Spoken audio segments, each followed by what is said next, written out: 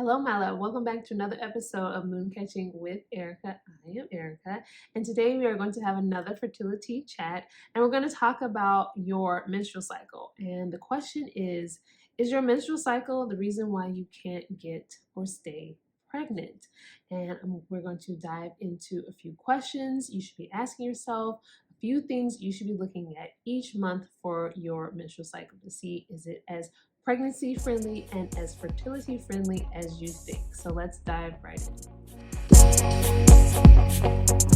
Today, I wanted to talk about our cycles and our periods, even though I try to call them cycles as often as I can, but I know most of you may still refer to it as your period, but your menstrual cycle. So today I want to talk to you about your menstrual cycle and your period to find out, is it possible that that is the thing that is getting in the way of letting you get pregnant or stay pregnant?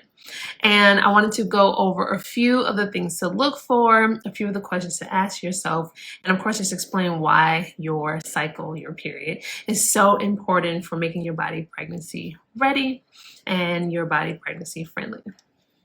So, Again, I really want to know, are you tracking your cycle?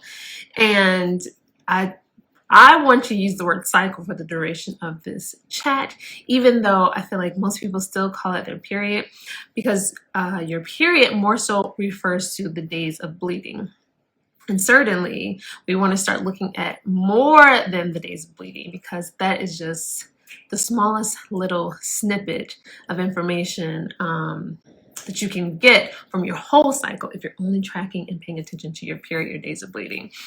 And so you may have heard me say this before, but a healthy, regular, normal cycle is the best, and for some of us, the only path to natural pregnancy, the only path to avoiding IVF, to avoiding IUIs, the only path to getting pregnant naturally. And I think the issue that a lot of us have is that we don't know to look at our cycle. We don't know what we're looking for. We don't know what we're looking at. And, by the time you are, in your 30s, you've had hundreds and hundreds of cycles by now, right? And so it is possible that you're just used to your cycle, you're used to what's normal for you. And so it's kind of hard to take a step back and start to look critically and assess what you're looking at, right? And so that's the thing. Some of us have hidden or overlooked weaknesses or weak points in our monthly cycle, in the way that things go up and go down and the timing of things. And if that's the case, then, we're kind of at a loss. We're kind of behind, because we of course want to make this whole pregnancy, baby making thing as easy as possible, right? We want to make sure that our body is able to, get pregnant without any delay, get pregnant without any barriers. And so if our cycle is that thing that's getting in our way and we aren't even paying attention, it's kind of like, we're doing ourselves a disservice when it's like right there. The information is literally at your fingertips every day of the month, right? And so if you are able to kind of tap into that, you open up a whole world of information, of data, of, detailed info about exactly what's going in your cycle. And so today, like I said, I want to talk to you about, how does your cycle match up? How does it grade? Are you passing? Would you say your cycle has a grade A++, or is it like a C, a little C minus, if you had to give it a grade, or, is it at the bottom? Like, is your cycle basically failing you every month? Is your menstrual cycle, is your period failing you every month in your quest, in your journey to become a mother, to grow your family, or even to start your family? And so, of course, obviously my point is that you don't want to be on the lower end, right? You want to be at the A++ rating. And a lot of us don't know how to assess our cycle, or take for granted and say something vague like, yeah, my cycle's okay. But, we want it to be strong and robust, right? We don't want it to just be okay, because that's not going to cut it, right? Certainly when you're experiencing no fertility, it's basically your body is saying that it could be a source of the issue, right? Your cycle could be the issue of why, yeah, it's not just going to cut it.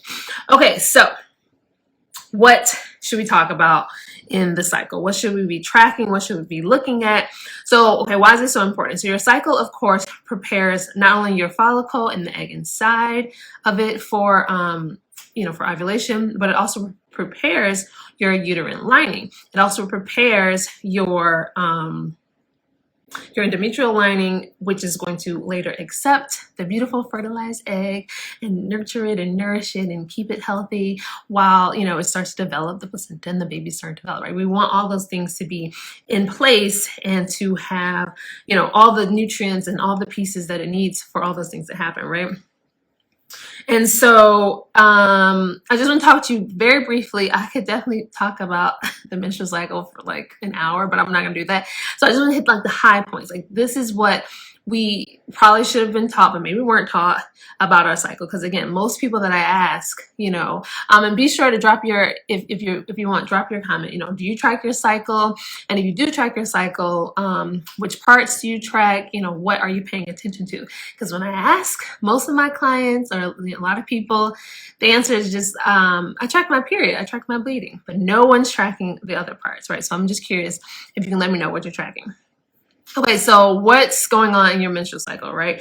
Beyond the days of bleeding. So we all know that fun part, we have the first few days of bleeding, but during that time, we're also in our first half of our cycle called the follicular phase. And during the follicular phase, you are developing your follicle, hence the name, and your egg inside, as well as getting all the hormones in place that will kind of carry the rest of your cycle. So your estrogen is like doing its thing, and your estrogen is what's kind of, it's kind of like a circular loop. The more estrogen you produce, the more your egg can develop, and the more the signals and all the good things that go into making a healthy egg, all those things are getting turned on. And at the same time, you are preparing your uterine lining. So after you bleed, excuse me, your body is basically gearing up for the very next bleed. It takes a little bit of time to kind of get those tissues and those blood vessels kind of, replaced. But that is what's happening during your first half of your cycle. And following the first half of your cycle, the follicular phase, we have ovulation. Now this is, to me, ovulation is a star. Ovulation is that girl, right? Ovulation should be the star, should be what we are all talking about every cycle. Oh, today I ovulated. That should be what we're marking down in our calendars, right? But no, we're marking down what day did our bleeding start, what day did our bleeding stop. Maybe we care about when our next bleeding is going to start again. I wish I could flip that around. I wish we were all paying attention to whether or not we are ovulating. Okay, so ovulation happens, the textbook answer is that ovulation happens on day 14, but we all know that's not true, right? But just to give us something to talk about, it could potentially happen towards the middle of your cycle. So day 14 is the day that they pick to be like the day, right? But it takes about 12 to 24 hours after your body has decided, okay, it's time to, to ovulate. And that happens because the estrogen that's been building up causes your LH hormone to surge. And the LH surge is what kind of like, I always think about it as like that game of Mousetrap. That one thing ticks that next thing, and then that next thing's like a booby trap, and it's like this trickle down effect for like the final thing. So all of this is happening. The estrogen is talking to the LH, and the LH is finally talking back to the follicle, and then the follicle is releasing the egg, and then the egg is released, and finally ovulation happens, right? So that's kind of like the second part of your cycle, or third. You can count your menstrual bleeding as the first part, even though it's happening at the same time as the follicular part. And then ovulation happens, and then next is the luteal phase. This is the second half. If you had to, cut the cycle into only two parts, you can call the first half follicular and the second half the luteal. And so during the luteal phase, this is when, it's basically game time. Everything that happened in the first half of your cycle is preparing your body for implantation. Because, if we consider, the scientific evolutionary part of things, we are the intent every cycle is to be able to get pregnant. The intent every cycle is to be able to, multiply your genetic material and have children and to, propagate and all that good stuff, right? And so every cycle, that's the goal. And so by the end of the first half of your cycle, by the end of the ovulation, that's it. That's all the time that you have to get that egg ready, to prepare that egg, to make sure that you're ready for implantation. So your implantation window happens in the second half of your cycle. And that's when the egg makes its way from the, it's released from the ovaries into the fallopian tube. Can't say that right. Fallopian tube. And then, it swims down to the, to implant in the uterus, right? Because the sperm made its way up to the egg, did its thing, fertilized that beautiful egg, and now the beautiful fertilized egg, the little embryo, is waiting to. It's not an embryo yet; it's still teeny tiny, but it's waiting to implant in the uterus. So all of that needs to happen with the proper timing, the proper nutrients, the proper preparation, the proper amount of hormones that are calling the shots, right? The proper amount of things that are triggering all of this. Because without things being in the right order or the right timing or the right quantities and the right levels, that's when, bad things happen. And that's when your body is struggling to get pregnant. Maybe things weren't timed properly and the egg and the sperm never met up at the right time, or, so the luteal phase, there's something called the luteal phase defect, and you may yourself, or you may have heard of this, but you may yourself have this this defect. And basically that means that your second half of your cycle, the luteal phase, is too short.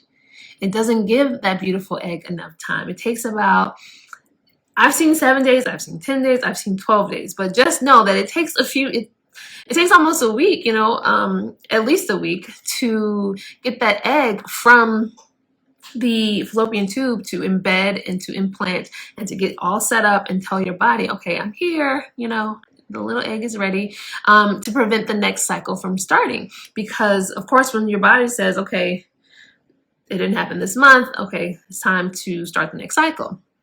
But what if there was a little fertilized egg that's trying to get where it needs to get, but it just doesn't have enough time and it's too late? And so a lot of women have that issue that sometimes they could be timing sex properly. They could have great cervical mucus. They could have everything going for them. Husband, their partner's sperm is perfect and healthy and swimmers are swimming, but it's just a matter of time. Like that is just something that we can really lean into and tune into and focus on. Like if that's your issue, let's focus on getting that timing right.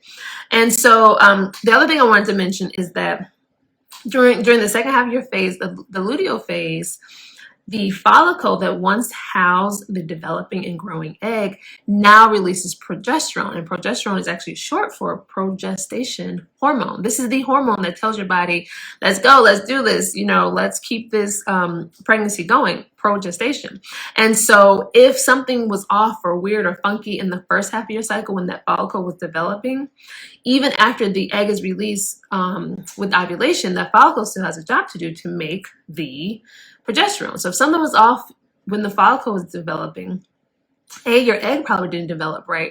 And then B, later on when that follicle needs to now release progesterone, that ain't gonna happen right either. So it's just a matter of understanding that, again, everything is there's a million tiny little pieces and things that need to be orchestrated. It's a miracle any of us are here. It's a miracle that any of us have gotten pregnant again. It's a miracle that any of this happens. It's just kind of mind-boggling. Obviously I think it's fascinating, but it's just kind of amazing. All these little tiny little micro things need to happen at the right time, in the right space, with the right amount. And if something is even wrong in the things that I listed, that's definitely something that can distort your fertility, distort your body's pregnancy friendliness, your body's pregnancy readiness. So what would I say are a few questions? Well, I can actually, let me do this first. So I just want to share a little bit about my story. So my cycle was trending, definitely trending poorly, to say the least. I I had luteal phase defect, essentially because a healthy second half of your cycle is at least the number of days post ovulation till your next bleed. The luteal phase should be at least, and I'm talking at least 10 days. 10 is like, 12 is healthy. 10 is like, 9 and less is there's no time, because again, it takes so much time for the egg to do its thing and make its moves. So 12 is great. 12 is great. 12 days in post ovulation is great, because you have to give that egg enough time. So that was my issue. My cycle was like right at 10, right on the bubble, right at 10. To allow my egg enough time to implant. But also what was going on was I had issues in the first half of my cycle. The days that it took for my egg to develop, that window was really short. My fertile window looked healthy enough. I had healthy cervical mucus. So, we were able to time sex properly, but the number of days that it took for my egg to develop was really short. And so that begs the question, how developed were my eggs? How developed were my eggs? And then simultaneously with that, where am I going with this? All right. And then because the developmental part was so short, the egg was suffering most likely, and my progesterone levels were suffering as well. And I was able to test that, and I was able to basically map out my cycle, which is what I offered to all my clients. We map out your cycle and you can pinpoint, okay, how many days do you have for each thing? How many days do you have for your luteal phase? How many days do you have for your implantation window? How many days do you have for your fertile window? How many days do you have for your egg to develop? How many days, on what day do you ovulate? Are you ovulating too soon? What is going on in your cycle? And so with that, basically like mapping out your cycle, or literally mapping out your cycle, we're able to look at that for you too. But that's certainly what I did. And I saw lots of room for improvement. My estrogen levels were decent, but my progesterone levels were super low, just super low. They weren't peaking when they needed to peak. So again, it's all about timing. It's all about this like mastery your body has like this master plan, right? There's just this master plan that needs to happen or be executed like to the T, precision, right? And if any one of those things are off or distorted or being interfered with by other things going on in other parts of your health, other parts of your body, it's just not going to work well. And it's going to be very hard to get pregnant. And in my case, it was very hard to stay pregnant because all the pieces weren't there. And every time my body tried to sustain a pregnancy, it just was basically like, no, this pregnancy isn't viable. So I experienced 2 miscarriages back to back. But then finally realized, okay, this is what I need to do, just make sure that my cycle, all the pieces of my cycle were in place. And I took a few months to really dial in, get everything in order, change so many different things, and was able to get pregnant 3 months later, which I'm super, well, again, my issue before was not the getting pregnant, it was the staying pregnant. So the longest I was pregnant before was 5 weeks the first time and then 10 weeks the second time, but I'm now 20 weeks. So I'm fairly certain that I'll get to meet this baby. So I say all that to say, and I share my story to say, it is so many different things that are happening in our body. And that's why I really love my approach. I love the philosophy of functional medicine, because you have to look at how is your body operating. I felt I was pretty healthy. I didn't have any major issues on the surface, right? But then once I slowed down, zoomed out, had an objective, like, okay, obviously there's something going on. 2 miscarriages, there's something going on. When I took that time, I was able to pinpoint all these things. Again, the mapping of my cycle, the mapping of my sex hormones, and then also figuring out, systemically, what is going on that's interfering? What's this, basically it's like a body burden. What are my body burdens that are stressing my body, draining my system, depleting my system, pulling resources in, nutrients, and, why is my body basically shunting away from supporting my reproductive system. It's choosing to support other things. It's because I had all this other crazy, insane things going on with my health, right? So that's why it's like a whole body health thing. And so, okay, let's talk about a few questions for you. And again, let me know if you track your cycle. If you do, what parts of your cycle do you track? Are you new to cycle tracking? Are you interested in cycle tracking?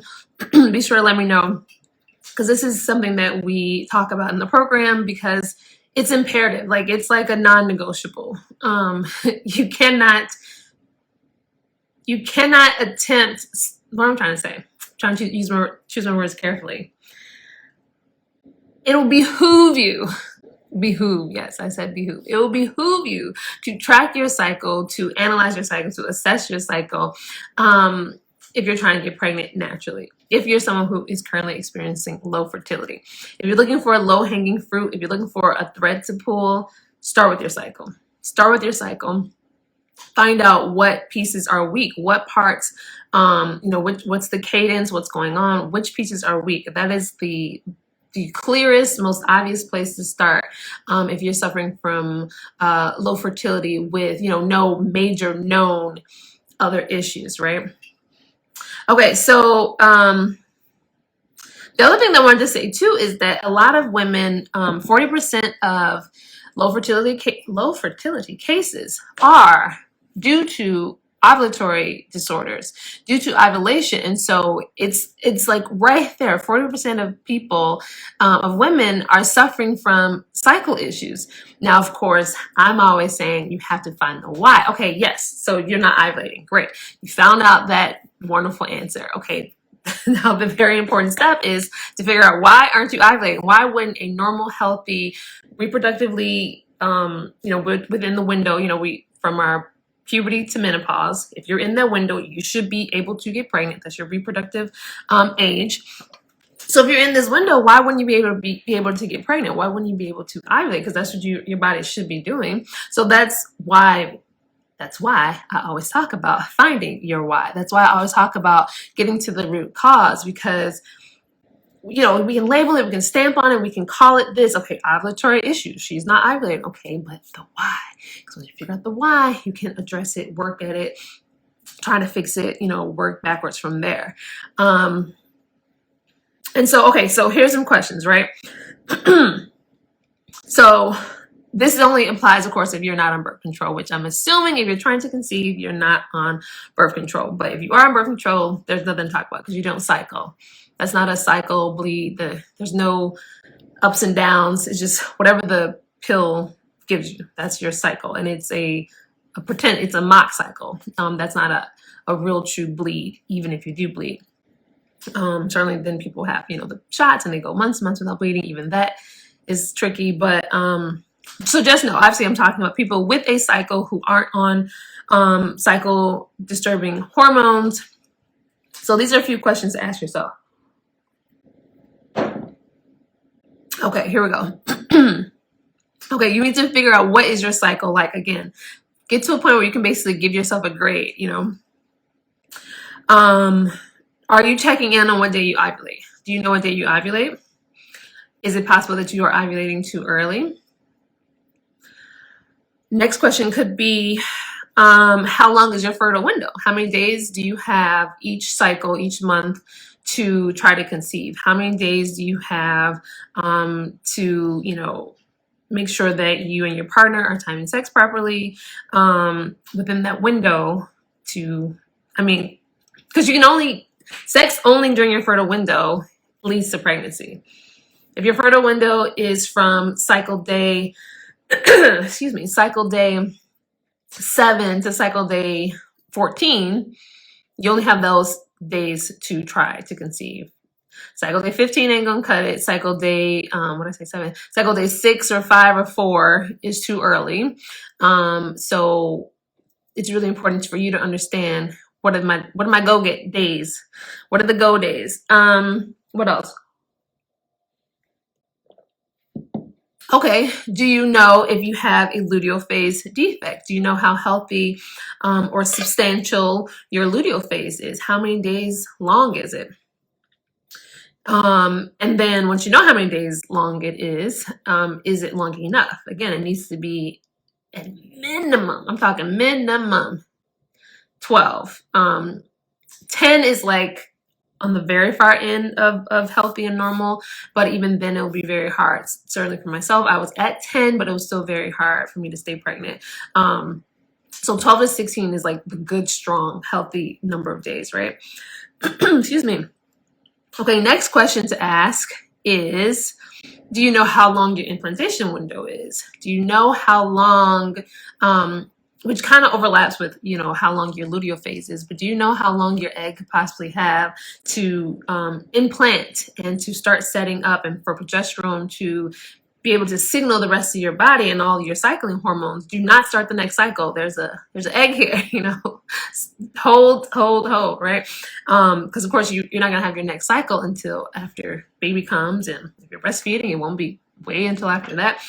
So that's all because your body is telling your body is telling your body not to start another cycle, right? That you're trying to nurture this baby, right? So that's your implantation window. And then even looking at what does your bleeding say? How does your bleeding support your case for a good cycle, support a case for a not such a good cycle, right? What does it say about your body's pregnancy readiness, your body's pregnancy friendliness?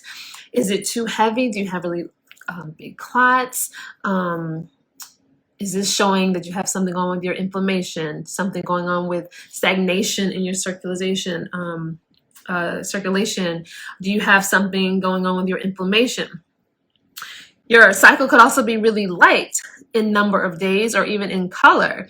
So is there something going on with your pore lining? And certainly a pore lining isn't going to help nurture and support a pregnancy. Once that egg implants, it needs to be fed. It needs to be given the proper nutrients. You need the right amount of blood vessels to send the right number of nutrients. And then we're talking about developing a healthy placenta, which a healthy placenta is important for the duration of the pregnancy. That's why women tend to have issues with preeclampsia. These are all things that kind of have a tipping point, a starting point from day one. So you want to make sure that your lining is robust and healthy and thick and rich and all those good things, right? So all this can be like issues with just hormone imbalance, right? Specifically sex hormones, but also other hormones, adrenal hormones, thyroid hormones.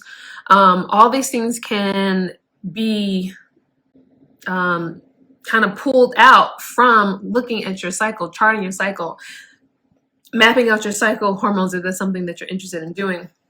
But even just the baseline, like you have access to, I always call it like a bloodless fertility test, a cycle chart. Like if you're charting your cycle, it's basically you tapping in to see how fertility friendly is your cycle. How does your fertility look? How are things going? How is it going? What's it looking like? Do we have reason to be alarmed? Are there any red flags? Are there any weaknesses? But again, I'm coming to realize that a lot of women aren't checking. So it's like the unknown unknowns, right? You don't know what you don't know. And if you don't look at your cycle, if you don't even think like, oh, let me check my cycle, it's all this information is lost to you. All this invaluable information is not even accessible to you. So and it's right there. Some of the apps are more friendly than others, but you need to be tracking more than just your bleeding, more than just your period, right? So, and then some of us know that our cycles are jacked up. So speaking for myself, I basically, I think the best way to say is I just wasn't paying attention. I was paying attention, but I wasn't paying attention. And so when I it was like a slap in the face, like, girl, the writing is on the wall. Like it was right here in front of your face. But some of us kind of know that our cycles are so jacked up. But again, because it just becomes normal for us, or that's what it is, we don't have that same spirit of, whoa, this is jacked up. It's just like, oh yeah, it's just, I don't know. It's just like we kind of just start accepting it or brushing it off or passing it off. even though your cycle's been crazy for years, irregular, like 1 month is 18 days, the next month is 30. You have spotting when you should just be bleeding on the days that you're bleeding, like like a one and done kind of thing. But you have spotting at these random times. Your cervical mucus is like not there, or you never have the clear, stretchy, sperm-friendly cervical mucus. Again, the luteal phase, if the days for implantation are too short, all these things. But some of us, or even just like back to the bleeding, you have really crazy, heavy bleeding. That is definitely a sign that, something is going on with your hormones and your cycling hormones and your cycle in general. And your womb preparation is definitely distorted with the heavy bleeding. And then, of course, the strain that it has in your body, because it affects your iron and all your other vitamins. And so all these things are kind of like swirling around, and it can kind of seem like a lot.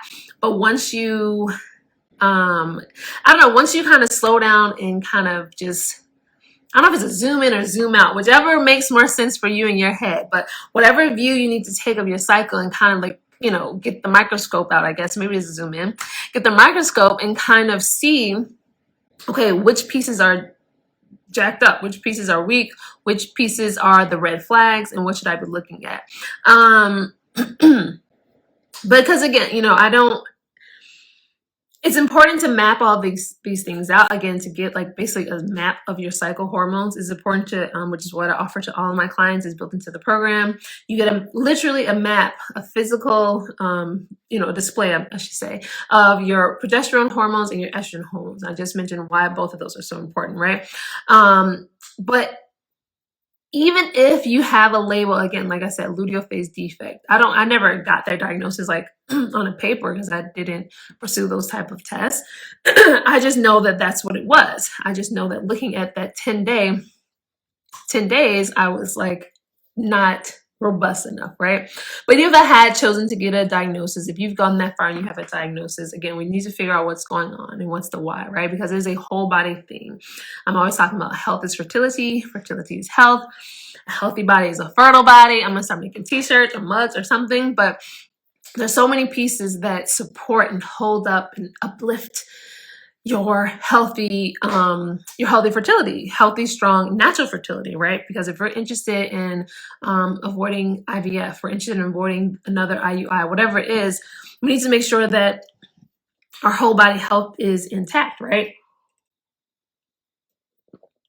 And so, we need to look at things like, once you see these issues in your cycle, you can kind of zoom out and see, okay, is there something going on with my liver? Which was for me. Is there something going on with my adrenal hormones? Is there something going on with other sex hormones like testosterone, which we don't talk about a lot, but it certainly plays a role? What other vitamin deficiencies do I have? What deficiencies are basically preventing normal function of my fertility, preventing my fertility from me being able to get pregnant or stay pregnant. We can even look at things like neurotransmitters, like what's going on with your brain health, because the signals that tell your ovaries and your uterus to do things, the first trigger starts in the brain. There's a certain hormone that is released from your brain, your FSH hormone, which you may have gotten that tested by now, your LH hormone, those are released in your brain. So it's important to have really good brain health. It's important to understand the effect that stress has on our hormones being released adequately with the right time. It is a whole body thing, okay? And so, yes, all of this can be kind of pulled out or teased out from a cycle chart, or even much better from a cycle mapping, when you map out all your fertility hormones. In my program, we use the Dutch test. Like that thing's the G. Okay, that thing gives you so much information. It's basically invaluable, and that's why I built it into my program, because I don't see any other way to. It's like the best way to assess all your hormones at once, and to get a really good idea of what's happening each cycle. What is the key thing that your cycle is missing? Is it Is it weak in all those places, or is it just weak in the follicle and egg development? So is something wrong with your estrogen? Is it weak in the timing? Because again, what's happening in your brain, like if you have inflammation or, just whole body stress, like all those things can delay or offset or interrupt your follicle developing properly, which affects your egg developing properly, which affects your progesterone developing properly, which affects your body's ability to stay pregnant or even get pregnant. So it's like, again, everything needs to be timed and triggered and, set into place in the right and proper manner, because it's just a trickle down effect and there's no going back. once you miss one of those boats, most likely it's not going to work, and you have to try again next cycle. And so, and which is why I love, not to call myself a genius or anything, but I love the name of my program, Make Every Egg Count. Each cycle is an opportunity, a renewed opportunity, and each cycle gives you a chance to just get even better, get even healthier, clear out more toxins, provide more antioxidants, get your hormone levels more balanced, get things timed better. Each cycle is a new opportunity, a new chance to do this. And so it's important that we are giving our body the best shot, right? So if your cycle is the thing, your menstrual cycle is the thing that's kind of like weak, or even if you're unsure, this is no time to be unsure. This is no time to be questioning, well, I think I have a good cycle. I don't know. It looks good to me. This is not that time. Okay. If you're trying to get pregnant naturally and avoid IVF and avoid IUI and avoid all that whole thing. If you're trying to avoid all of that, then you need to, start checking in on your cycle. And this is what we work on. So this is something that we use to build basically a roadmap, a fertility plan, a unique plan for your unique body, your unique health, the way that your body works, the way that your cycle works, and create like a unique fertility plan, basically. And that is basically a way to change your living and your habits and your nutrition and your sleep, and to figure out what is the issue. And when you can figure out what the issue is, you can start working on it. So that's what we do. We figure out the issues, we pinpoint them, and say, okay, this is it.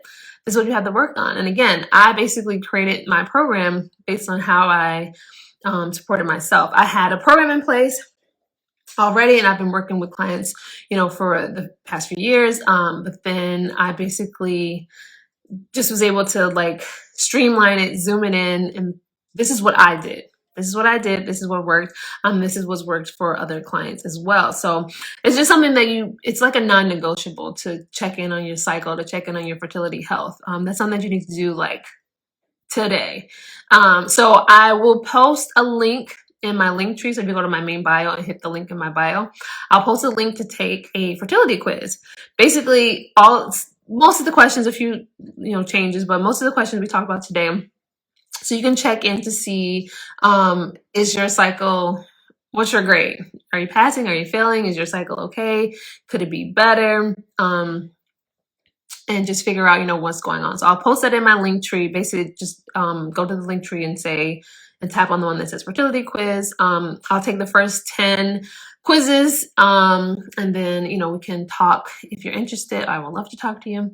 If you're interested in just, because I like to get the information, you can talk to me, chat me up, get a little info, see what's what. But I just think that we should all be done with the guessing. We should all be done with the not sure whys. We should be done with that. And again, speaking for myself, I basically went a year of coasting, a year of, I guess. Okay, quick question. Let's read this right. Will you be doing another live about cervical mucus? I need more info on that. Thank you. All this was helpful. So will I be doing another live about cervical mucus? I don't know. Forever Amber, send me a DM and let's talk in my DM, because I may have already done I'm losing my words, like a PowerPoint spreadsheet, kind of like a few slides. I think I still have that saved to be able to just email you a quick little how-to. Because I absolutely agree, 100% cervical mucus is like the top of the list. That and basal body temperature should be what you should be tracking, and it can get a little tricky. But yeah, send me a DM. I would love to talk to you more about that. I used to use the app Pandora, but now I use the Temp Drop. Oh, which, by the way, Temp Drop is having a Valentine's Day sale. If you're interested in the wearable, I should have brought mine. It's the wearable armband to track your basal body temperature. You know, it just, okay, you'll DM me, cool. It just grabs your temperature, and your basal body temperature lets you know the day that you ovulate. And then it lets you count and track accurately your luteal phase. That's how I was able to count my 10 days. My armband told me, okay, your temp shift happened today. So today starts your luteal phase. And from today on, you can track your luteal phase and track how many days there were. And with that, I was able to count accurately. I mean, I shouldn't say the Temp Drop is the only thing that does that. Let me be very clear. Any basal body tracker does it, but the armband version, the Temp Drop version, lets you do it so seamlessly and so accurately, and without the confusion of, did I wake up on time? Did I have to go to pee? Did I do this? All those confusing things, or laying in bed, like, I have to go pee right now, but you can't move because you can't move until you take your temp. It's a whole situation. So Temp Drop is having a sale. That's what I'm trying to say. Valentine's Day sale. It's like $69, but then I have a code, moon catching, all one word, and they'll drop it down to $152 or something like that. I'll try to post it after this, but I think that, I mean, it's so invaluable. And I use it through the early parts of my pregnancy, because you can also track your BBT to see if you're still pregnant, if you are at risk of miscarriage, if your BBT starts dropping. So I really love that band in particular, because it's just so useful. And so yeah. So I try not to do a lot of like super specific like how-tos on those. I shouldn't say I try not to, but I have done them in the past. So hopefully I can get you some links to the things that I've done. I may even have a YouTube video. So yeah, make sure you DM me your email, because I should have a YouTube video to send you too. So check out my YouTube. I'll be replaying and reposting this on YouTube, Moon Catching with Erica. This is where all my lives are going to live from here on out. They will be on YouTube and not on here. And so thank you all for joining me live for sure. I'm definitely here to answer any questions in my DMs. And be sure to check out the link here. Fertility quiz in bio post.